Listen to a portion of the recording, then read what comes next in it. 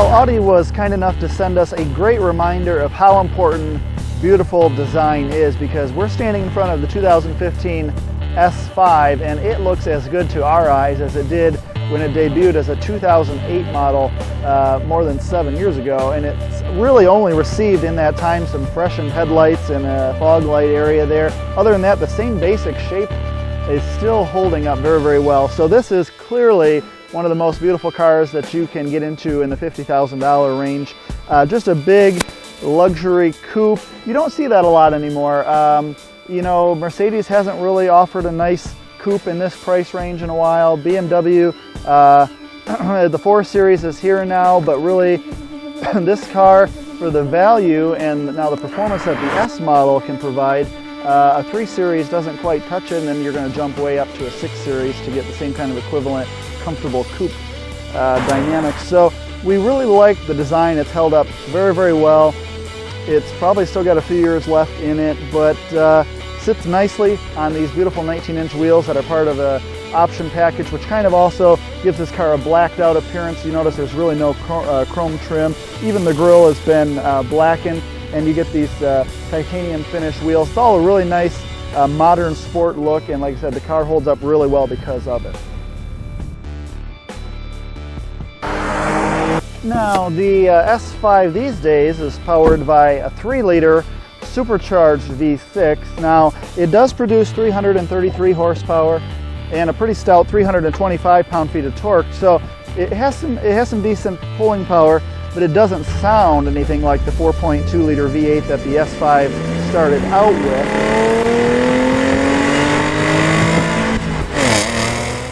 So we do miss that aspect of the experience.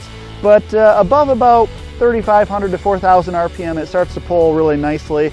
It's redlined at about 6,500 RPM, so you can't run out each gear very long, but the transmission, in this case a 6-speed manual, is geared pretty long. Actually, it makes it very comfortable to drive that way.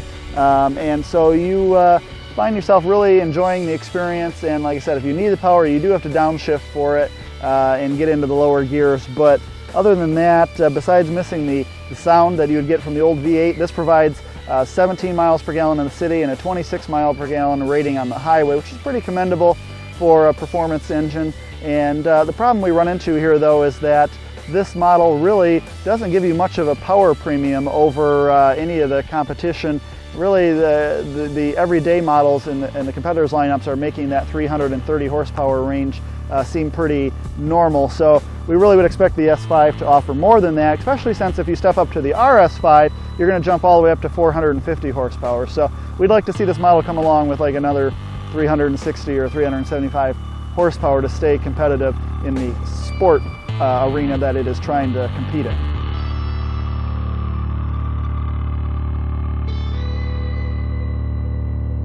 Now, we talked about the design lasting a good long time, but the interior is probably one area where the S5 is starting to fall a bit behind. It's very traditional, basic Audi design in here, and they do get a little stingy with some of the features. Now, we do like a few things about it. For one, the seats are very comfortable, a nice well-bolstered back, as you can see here, and also because this is a coupe, facilitating entry to the back seats is made a little easier by a quick release handle as well as a power slide function there, so you can slide the seat forward even if you're in the back to help you get out. So we do like that they've thought about that.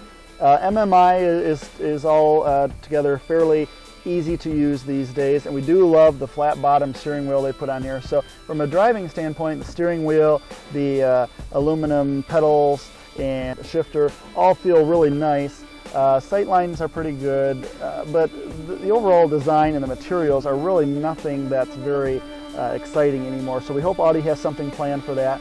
There is a lack of storage space. This has the standard stereo system. It's really not actually very good. We definitely recommend the Bang & Olufsen upgrade here. It's actually relatively affordable in the S5 range, so go for that. Now, they do include as standard this panoramic roof, which is pretty nice, lets in a lot of light during the day, and it's easy to slide the shade closed there.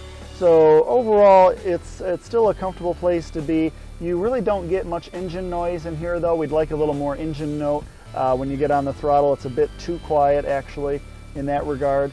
And other than that, all we can expect really is that maybe they'll throw in something like they've done in the new Audi TT and really freshen up the LCD instrument cluster and offer a more 2015 type interior design.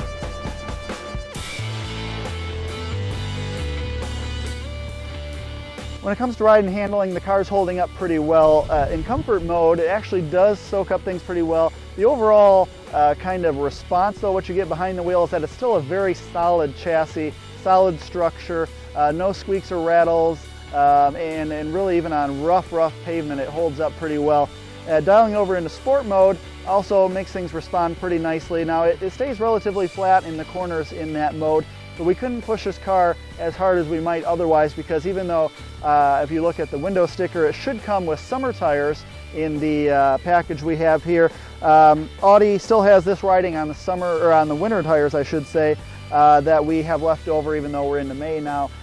We couldn't push it quite as hard because the winter tires just give up. They're pretty soft and spongy in comparison, so we couldn't give you a very accurate assessment on that. But mixed with the strong brake package and the active sports differential, the car does like corners, and accelerating out of them with the Quattro all-wheel drive. Of course, this is a good 4 Seasons sports coupe as well. You're going to have that option. You throw the summer or the winter tires on this, and snow is not going to be an issue for you. Brakes are also pretty good. Nothing stellar by modern sports standards, but certainly by luxury coupe standards, they're very good.